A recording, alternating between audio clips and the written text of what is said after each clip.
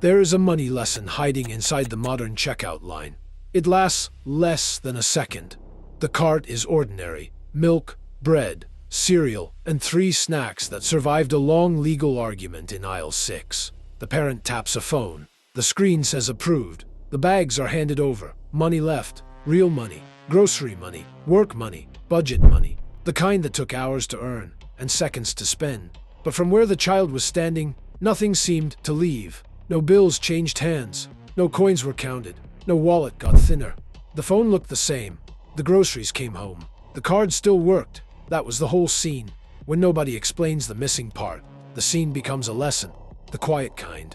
The kind children absorb because it keeps happening. Money for a growing number of kids does not feel like something that runs out. Instead, it's something that works automatically. There are a couple of ways this happens, and each one removes a different part of the old money lesson. First, kids see the arrival before they understand the loss. Second, tapping removes the pain of paying.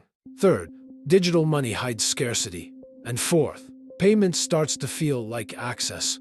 But there is a simple way. Parents can put the missing money lesson back into the room without turning every checkout into a lecture. That is the most important part of the video, so stick around for it, as it gives parents the practical piece. How to explain digital money without turning every purchase into a guilt trip. That is the kind of lesson Raised to Spend is built around. The quiet ones children absorb before anyone realizes they are being taught. If you want to catch more of those lessons before they harden into habits, like and subscribe for more videos. Because once money becomes invisible, the first thing kids lose is not information, but the feeling of trade-off. That missing trade-off starts in the simplest place: what a child can actually see. First, kids see the arrival before they understand the loss.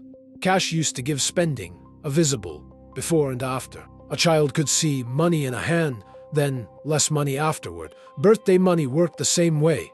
$10 in a drawer felt different after $4 disappeared at the store. A piggy bank was more than a cute decoration. It was a small financial classroom with a slot on top and terrible withdrawal terms. That physical experience taught a simple idea before any adult had to explain opportunity cost. When money buys one thing, it cannot buy something else. Digital payments hide the after. The card looks the same after groceries. The phone weighs the same after Apple Pay. The app closes. The receipt gets ignored. The child sees the thing arrive, while the sacrifice moves into a bank balance, a credit card statement, or a parent's mental math. That matters because children learn from concrete experiences before they understand abstract systems. A bank balance, a payment app, and a monthly statement are all abstractions. But $20 becoming $12 after an $8 purchase is clear. So when money starts to feel less solid, the child is reading the room correctly. In the room, nothing got smaller. The second problem is that modern payment systems do not just hide the loss from children, but soften it for adults too, because tapping removes the pain of paying. There's a concept in behavioral economics called the pain of paying. Researchers have studied it for decades. The basic finding is that spending physical cash activates a discomfort response in the brain. A small but real sense of loss. Counting bills, watching them leave your hand, making change, all of it produces a mild psychological friction that makes the purchase feel like a transaction, like something was exchanged. That is why economists talk about payment transparency. The more clearly someone sees money leaving, the easier it is to connect the purchase to the cost. When payment becomes delayed, automatic, or hidden behind a device, the brain has less to hold on to. Cards reduce that friction. Contactless payments reduce it further. Mobile wallets make the whole thing almost weightless. That convenience is real. Parents are busy. Nobody wants to count coins at the register, while their child asks why the cashier has a name tag, and whether the family can buy a balloon shaped like a dinosaur. Still, payment design changes how spending feels.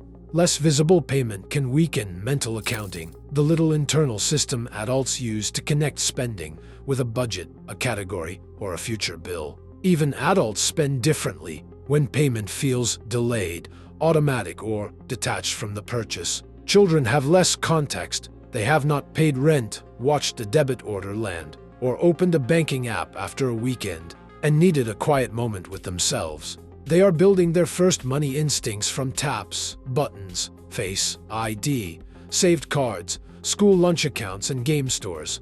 A beep does not feel like a boundary. Approved does not feel like a sacrifice. It feels like the world is saying yes.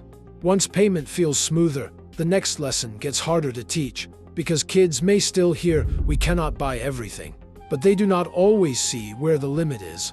That is the third problem. Digital money makes scarcity harder to feel. Scarcity sounds like a textbook word, but children understand it perfectly in ordinary life. There are only 2 cookies left. There is only 1 blue cup, which has suddenly become the most important object in the house. There is only enough birthday money for 1 toy. Cash gave scarcity a shape. The envelope had what it had. The allowance could stretch only so far. A jar could not pretend to be fuller than it was. Digital money still has limits, but the limit lives somewhere else. Inside the banking app, the parent's budget, the credit card balance, or the adult mental spreadsheet, trying to remember groceries, school fees, petrol, insurance, and the mystery charge from an app nobody admits downloading. From the child's view, the boundary disappears. That is where wanting gets less practice meeting reality. A child needs calm, safe practice with the line between "I want this" and "this money cannot be used twice." That practice does not require a lecture. A small purchase can do it. You have $20. If you spend $8, you will have $12 left. Then, let the child count it. Let the $12 sit there. Let the small disappointment do its work. That tiny moment teaches opportunity cost better than a parent saying, "Money does not grow on trees," which is true, but has never once helped a child emotionally process a toy aisle. That is money becoming real. When that boundary stays hidden long enough, money starts to take on a different role in a child's mind. It stops feeling like something that leaves and starts feeling like something that opens doors, which is the fourth shift. Digital money turns payment into access. This is where modern childhood makes the distortion stronger. A streaming service can feel like part of the house. A gaming pass can feel like part of the console. A school lunch card can feel like unlimited food credit. A delivery app can make dinner seem as if it appeared because someone touched a rectangle. None of these things feels like a child walking into a store, handing over money, and leaving with less.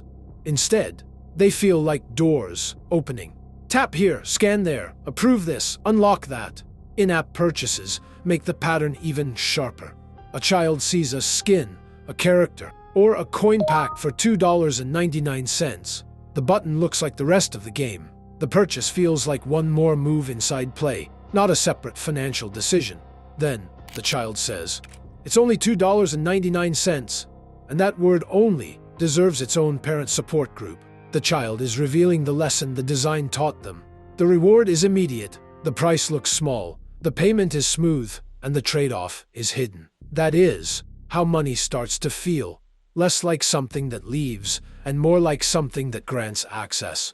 Ownership, waiting, saving, and choosing become harder to feel when payment disappears into the background.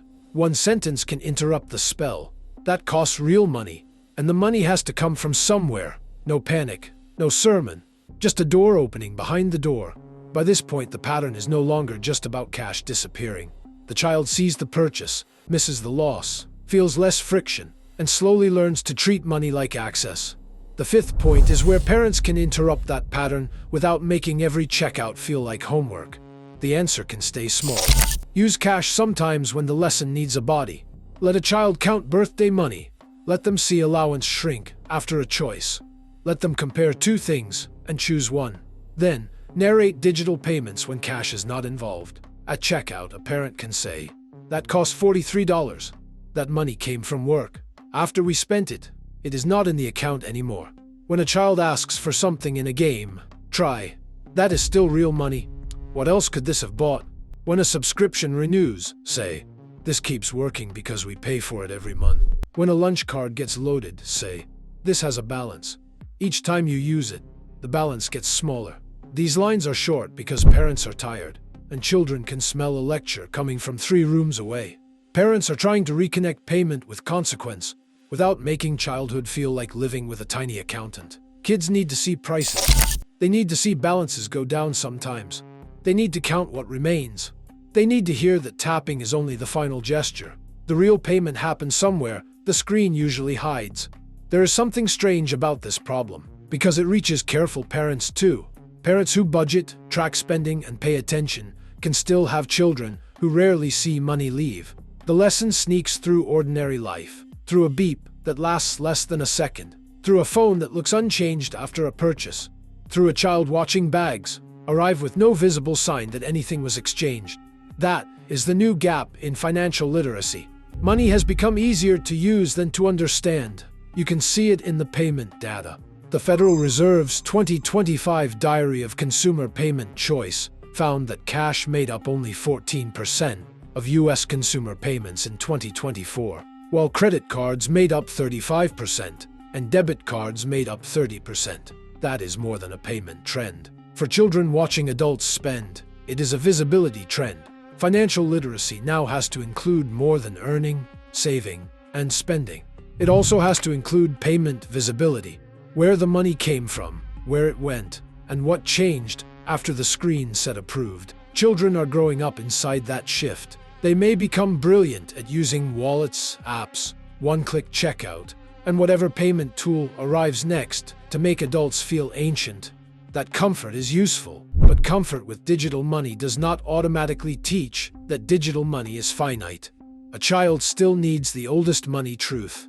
Money buys one thing, then it cannot buy something else. That rule has not disappeared.